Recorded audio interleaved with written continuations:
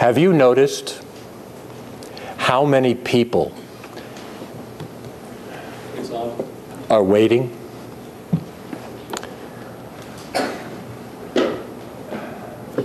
Waiting for the slide projector to work? There we go. Waiting for their moment, the right moment, a perfect moment, a defining moment, a moment of truth, a Kodak moment. Some just want a moment of silence. Have you noticed that many people are waiting for their moment to be indignant? Foot tapping, hands on hips, nose in the air, indignation.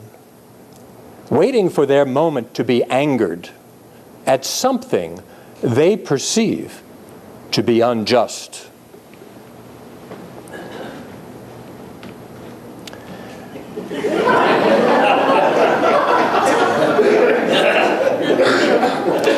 Have we become a nation that is now a nation called indignation?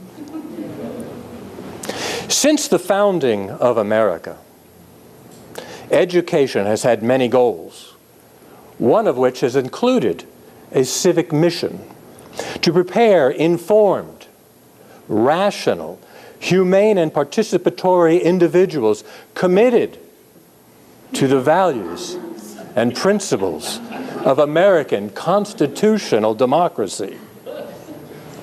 Sounds good. That's what we're supposed to be doing.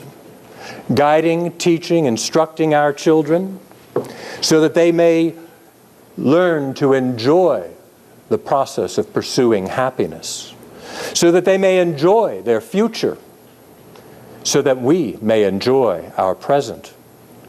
Thomas Jefferson said in 1820, "I know of no safe depository of the ultimate powers of the society but the people themselves. And if we think them not enlightened enough to exercise their control with a wholesome discretion, the remedy is not to take it from them, but to inform their discretion." But to inform their discretion. But something seems amiss. Something seems wrong. CNN reported on a telephone survey conducted by the Oklahoma Council on Public Affairs where they asked 1,000 students questions like, who was the first president of our country? How many justices sit on the Supreme Court? Only 28 people out of 1,000 passed their survey. It was found in a recent study conducted by the McCormick Freedom Institute Museum that 22% of Americans could name all 5 Simpson family members, compared with just 1 in 1,000 people who could name all 5 First Amendment freedoms. This same survey also found that people misidentified First Amendment rights. About 1 in 5 people thought the right to own a pet was protected.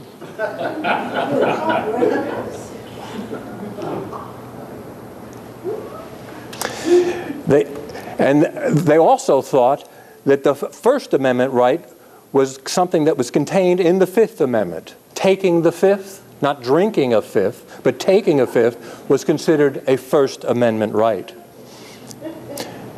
It has long been my observation that we as a society have failed to effectively teach our children what it means to be an American. What it means to have a Constitution and a Bill of Rights. What it means to have due process of law. What it means to respect the rule of law, and what it means to live in a representative democracy. Should that be part of what it should mean to be an American? Too many people have self-disenfranchised to the point where they don't see the relevance of their own vote. Elections are too often decided by those who do not vote. Billions of dollars are spent trying to persuade the great undecided to a particular point of view. It's what gave us Joe the plumber.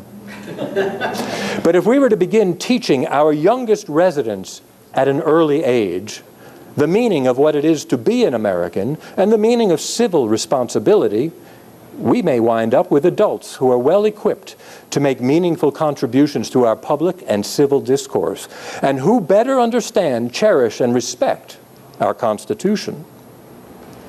An informed population may give us a stronger, more robust America. It is my view that representative democracy works best with informed, engaged participation. We are the government, and the government is us.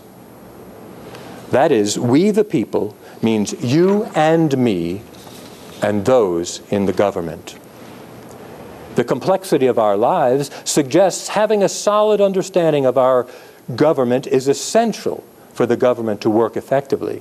We should stop thinking that government is something that is done to us, that government is some distant entity over which we can exercise little to no influence.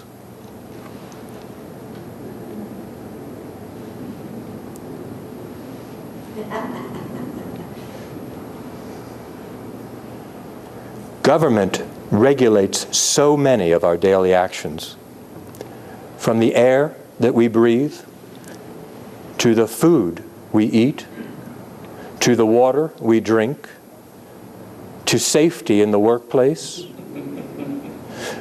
to management of disasters and diseases, to which wars we will engage.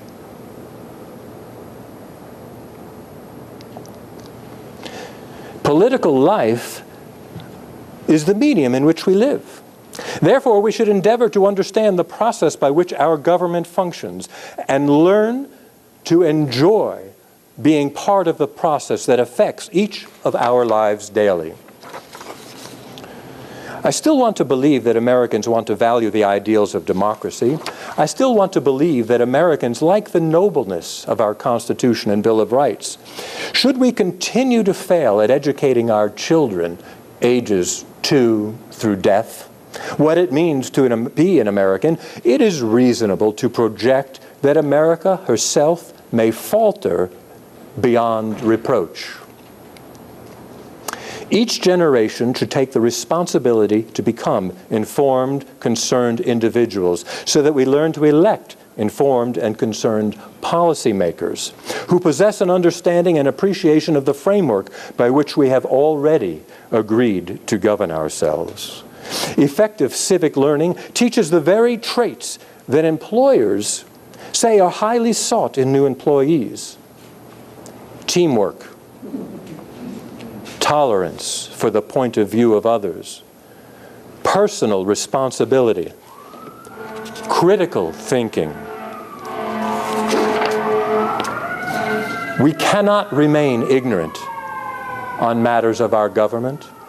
We, the people, are our government. The ignorant will always be prey for those who know. The more we know, the better decisions we make.